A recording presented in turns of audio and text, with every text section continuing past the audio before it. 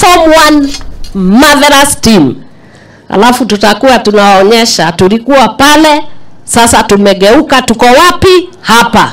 Nikiwa kama mzazi, kijana wangu alikuwa amerewa, mpaka nilikuwa nimerusha mikono, lakini tangu uanze huu mradi hata nikikupea huyo kijana utachukua tu. If there is anyone in the republic who has a doubt on the efficacy and the impact on lives, because these are not numbers we are counting. Each one of these individuals is representing a family that was crying as a son was disappearing in alcohol. The boy child has been left voiceless.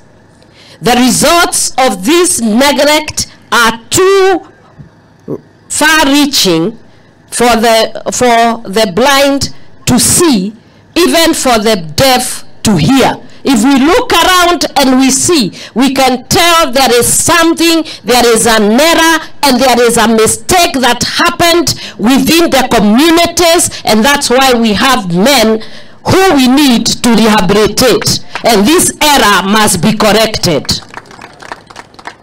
I decided never to keep quiet, never to tire until the boy child has a voice, until the boy child has a dignified future, until we see the dignified future just like the girl child.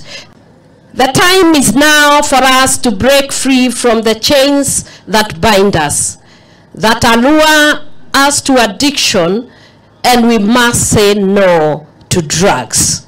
It must be defeated. We are working very hard as a government, and we are working very hard as parents. We are working very hard as a church to make sure every one of our children stays sober. Addiction have stolen the dreams and aspiration of many who can have been the backbone of our nation's progress. Brilliant footballers, visionary entrepreneurs, responsible fathers, dedicated farmers, and promising leaders. All of them have fallen under the cross of these drugs and drug addiction. We must all join the government and other stakeholders' efforts towards the journey of transforming our society.